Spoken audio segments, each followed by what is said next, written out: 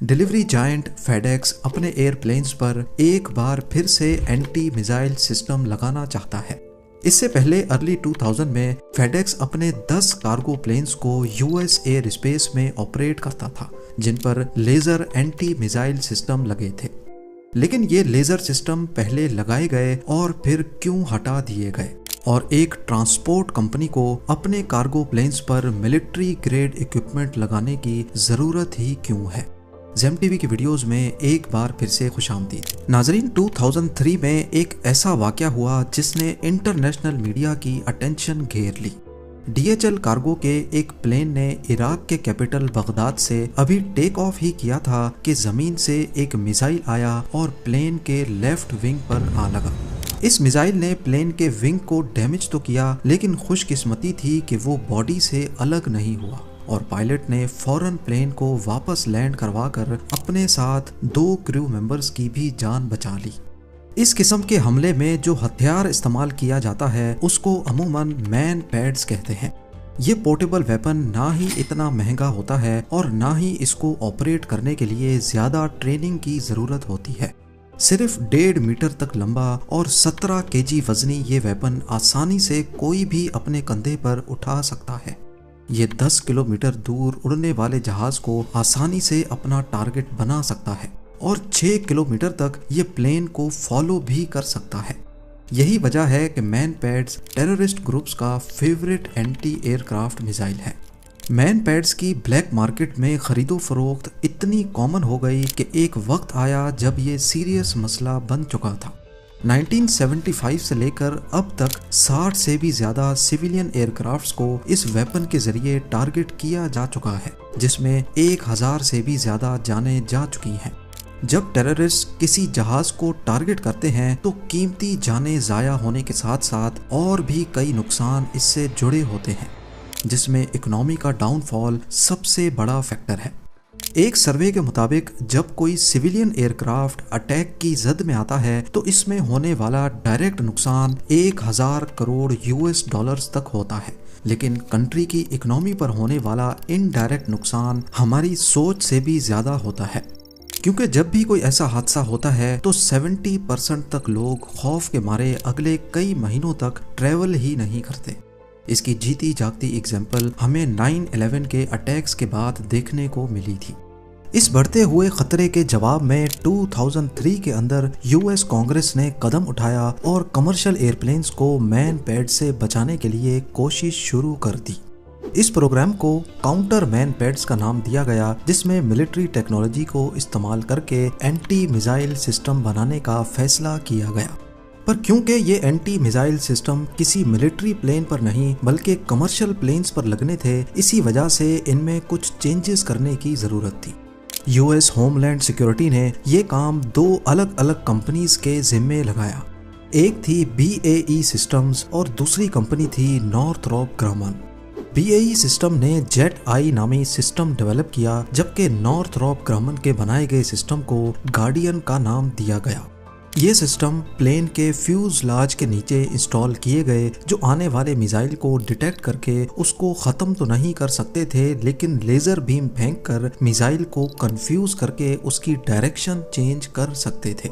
आपको यहाँ बताते चलें कि मैन पैड मिसाइल में कुछ सेंसर्स लगे होते हैं जो जेट इंजन से निकलने वाले एग्जॉस्ट की गर्माइश को डिटेक्ट करके उसको फॉलो करते हैं।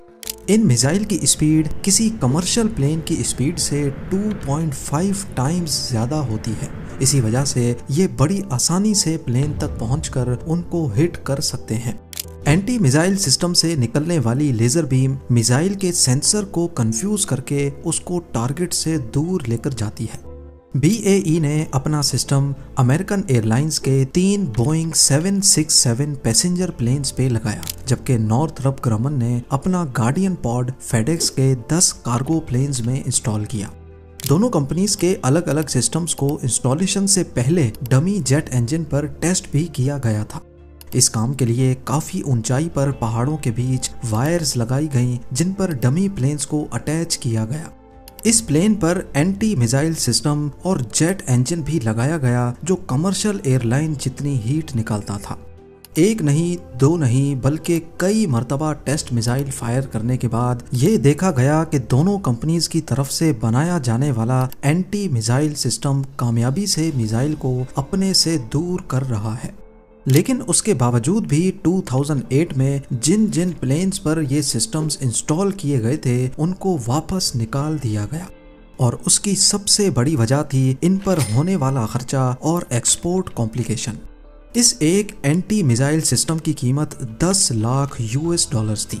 पैसेंजर एयरलाइंस जो कंपटीशन की वजह से वैसे ही बड़ी मुश्किल से प्रॉफिट जनरेट कर पाती थी, उनके लिए ये एक्स्ट्रा कॉस्ट सर का दर्द बन चुकी थी।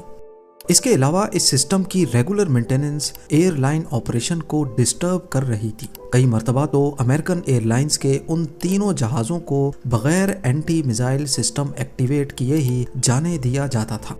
और तीसरी सबसे बड़ी मुश्किल थी टेक्नोलॉजी एक्सपोर्ट।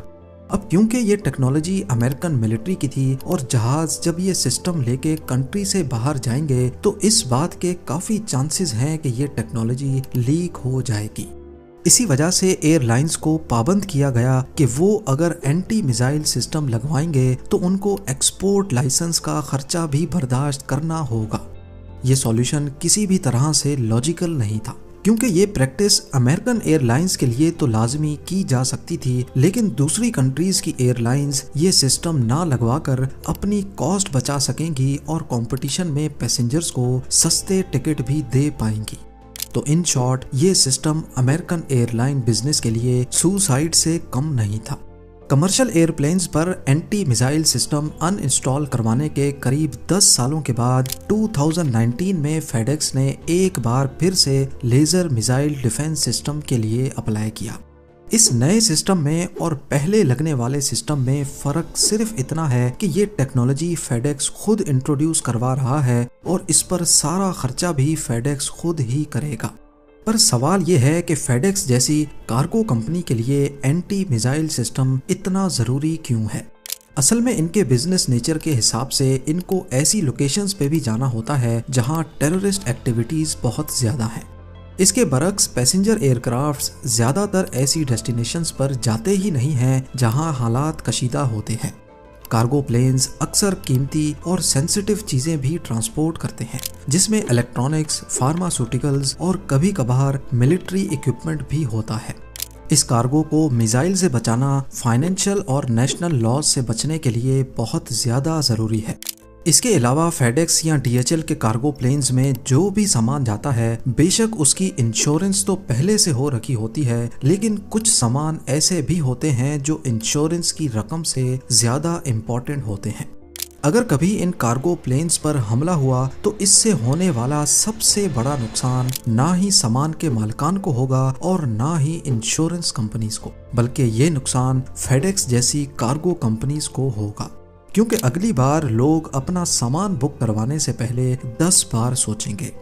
और सबसे आखिर में हमें ये बात भी जान लेना बहुत ज़रूरी है कि Congo, Yemen, Somalia, Syria, Nigeria और इराक जैसी कंट्रीज़ में बेशक ही पैसेंजर प्लेन्स बहुत कम जाते हों, लेकिन फेडेक्स जैसी कार्गो कंपनीज को हर सूरत में कार्गो डिलीवर करने के लिए यहाँ ऑपरेट करना पड़ता है। इसकी सबसे अच्छी एग्जाम्पल हमें कोविड-19 पैंडेमिक में देखने को मिली, जहां एयरपोर्ट्स में पैसेंजर प्लेन्स को पार्क होने की जगह नहीं मिलती थी, वहीं फेडेक्स और डीएचएल जैसी कार्गो कंपनीज के बिजनेस में कोई फर्क नहीं पड़ा, क्योंकि उनका बिजनेस रूटीन के मुताबिक चल रहा था। उम्मीद है ज़ेम टीवी की ये वीडियो भी आप लोग भरपूर लाइक और शेयर करेंगे। आप लोगों के प्यार भरे कमेंट्स का बेहद शुक्रिया। मिलते हैं अगली शानदार वीडियो में।